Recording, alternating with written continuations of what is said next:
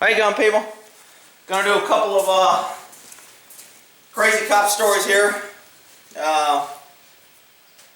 And they both involve helicopters. Oh shit, I forgot to turn my thing. So,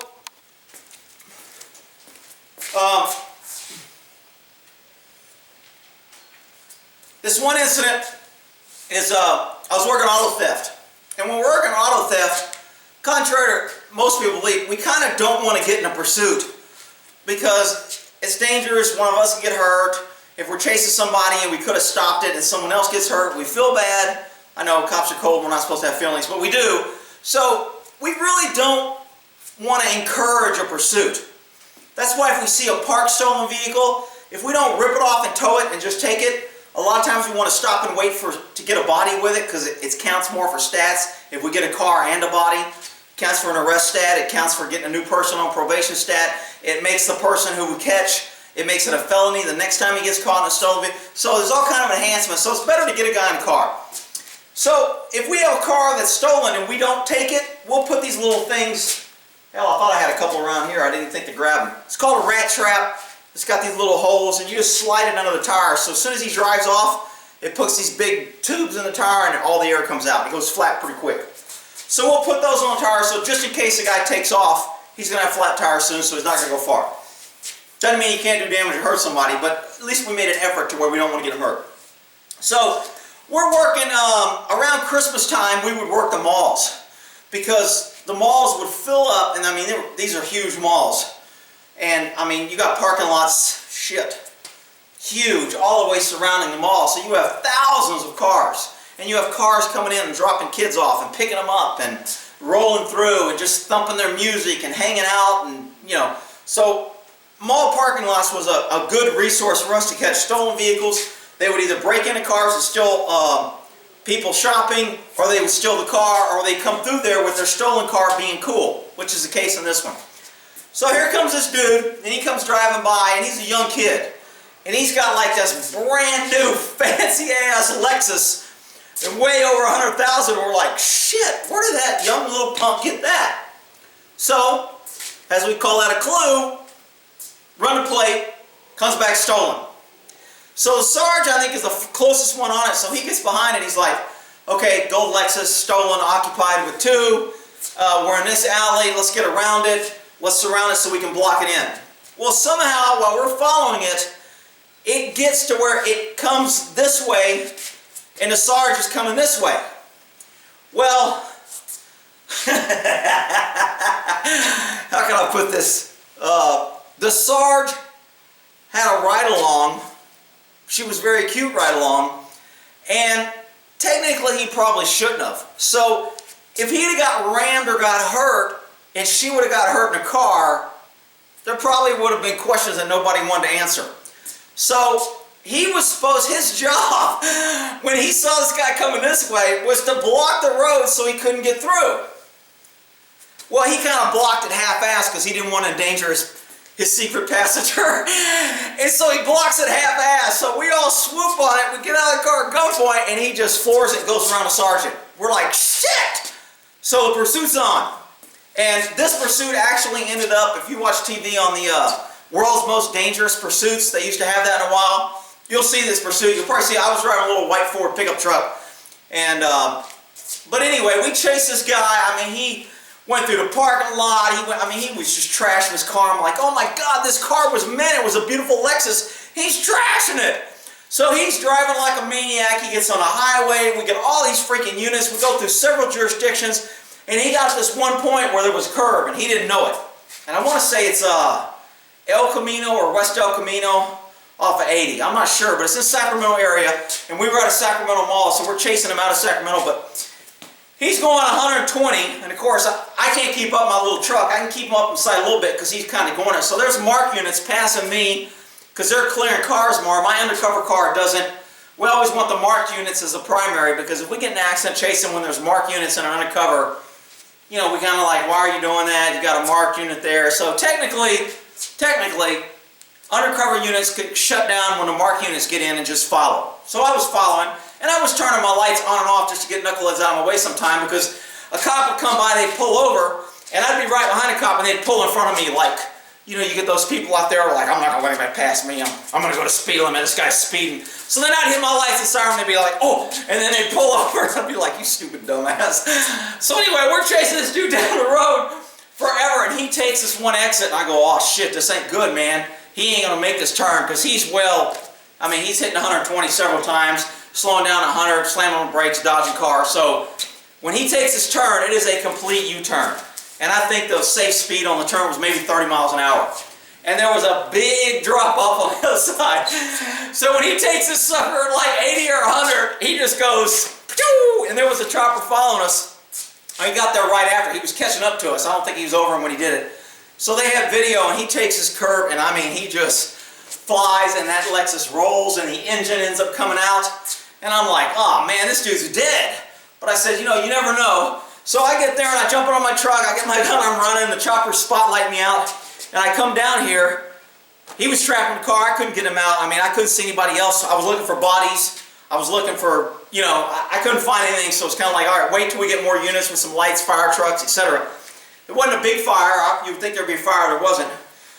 But this chase, you'll see it, and I think they get the car flying in the video. If you watch World's Scariest Chases in Sacramento, chasing a stolen car. I mean, there's probably several of them, but this one happened to be a gold Lexus.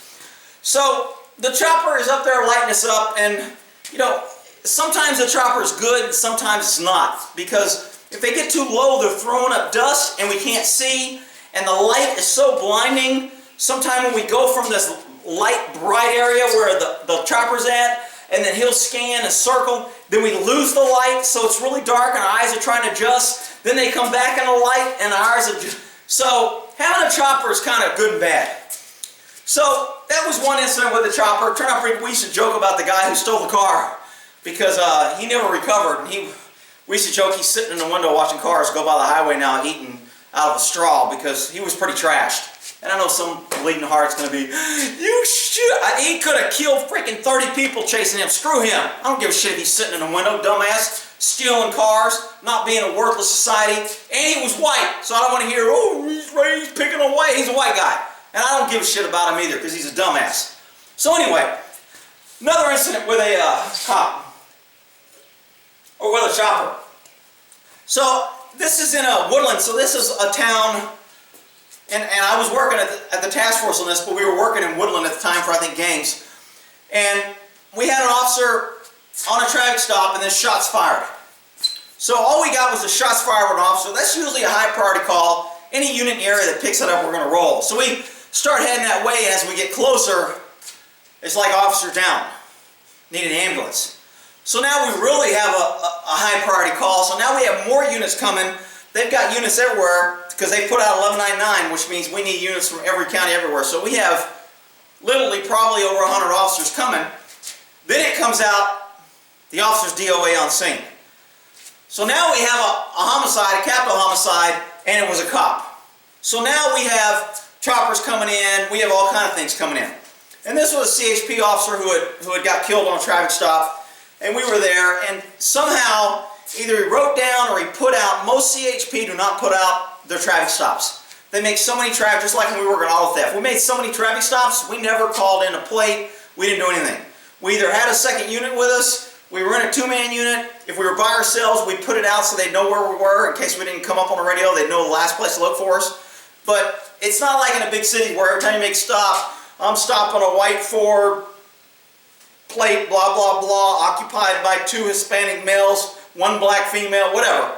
You don't put out all that when you're doing a whole bunch of things and you're working larger areas. Counties sometimes don't do that either. So this cop didn't put out a lot of information, but somehow we got the car that left that he made a stop on was a maroon Chevy. And I think that's all we had. I can't remember if it was 2-door or 4-door, but that's all we had.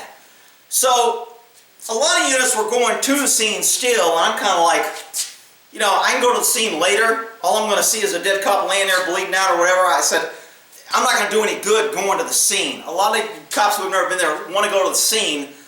And I ended up there later after we finished searching, doing a meeting thing. After things calmed down, I went back to the scene, see if I could relieve somebody, get some water, see if somebody needed a break. You know, maybe talk to the officer who witnessed. One of his friends would be there kind of upset. Sometimes you can console them. But At that point, we were looking for, I was hanging out and fanning out saying, hey, this car's around here somewhere. When they shot him, they took off. So, needless to say, that was a bad time to be driving a maroon Chevy, 2-door or 4-door, in this 20-30 mile area. So, as all these cops are scanning around, we're looking, they're trying to put out more information on what the guy possibly looks like, what kind of tires, anything they can get. They're just trying to put out some information. Somehow the chopper spots a maroon car. And I'm one of the closest units. And there was no other units around because he could see no marking. He didn't know I was there because I was in my undercover car. So as I see him hovering, he starts coming down. And I've got 3 people and a maroon Chevy in this back alley. I'm like, holy shit. So I'm like cruising around, and I've already got, because we're looking for a cop killer now, so I've already got my AR out, you know, my gun's in there, I'm ready to go long when I'm out hunting offensive. That's a clue. I talk about rifles being offensive, pistols being defensive. When you see cops with long rifles, they're hunting. They're out being offensive. They are looking for something to shoot. And they are going after somebody. They're expecting a threat. They are not in defensive mode. They are in offensive mode. So, I've already got my rifle out because I know I'm looking for a dude who's already shot a cop. So as this chopper just decides to put down, he starts landing, and I pull up, jump out my AR, and we take these guys down, and we didn't take them down nicely because we didn't know if they were the cop killers. And somehow I forgot some more information came out about the plate. We ran the plate. It wasn't, he had the first 3 letters or numbers of the plate, and it came out after we had these guys kind of on the ground at gunpoint. Everybody out of the car, the chopper landed, the pilots had got out with their guns, so we had the guy on the ground. And then they came out with, that's not our car. So we had other units coming in. And you want to get out that information immediately because you don't want other cops coming. Because as soon as all the cops here, we've got a Marine car with 3 suspects, we got a chopper landing, we got 3 units there. You've got every car, instead of looking for the bad guy, you've got them all coming to us. So the sooner you can get out, this is the wrong guy, don't come here, you want to get it out. And we got it out fairly quick because, I mean, there's only like 3 or 4 units that got there before we got it out. This ain't our guy.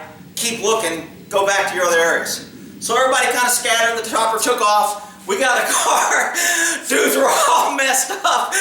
Nobody got info. Nobody said call. No, it was just like, you know what? You're not the guy. Get out of here. We jumped back in our car and left. Now, people are probably going to be upset, and you cops and thugs, but you got to realize when we're looking for somebody that just shot a cop, he's an armed guy, he's probably out there shooting other people. All resources are going there. We don't want to waste a whole lot of time being a freaking liberal. Hey, how you doing? Can you give me a hug? You're not the one that shot him, did you? Because we just want to be friends, and if you shot him, you know, we're going to give you a lawyer, and we're going to take care of you. That's just not how it's done. I know in liberal land, that's the way they'd like it to be done, but that ain't the way it happens. So I kind of felt sorry for these guys because we kind of trashed them, pulled them out of the car at gunpoint, probably scared the shit out of them. They didn't do anything, and then we just got a helicopter, flew away, I got in my car, drove away, and they were just kind of like standing there like, what the hell just happened? Now later when they got home, they found out a cop was killed, they probably connected the dots and went, holy shit, they're looking for a car. So that was my other helicopter story. We ended up catching a guy that did this. Actually, we went out a few days later, and I was with a team, and the team I was with, actually one of the volunteers, ran across the gun. I ended up taking it and doing the paperwork on it and having to testify in the trial that that was a gun and where we found it. But so we ended up catching the guy who killed the cop, but I still kind of felt bad about those 4 guys in that car. You know, to have a helicopter and some crazy guy jump out of a car with a, you know, long rifle and guns pointed at you when you didn't do anything. All right, so those are my crazy helicopter cop stories. Isn't that there?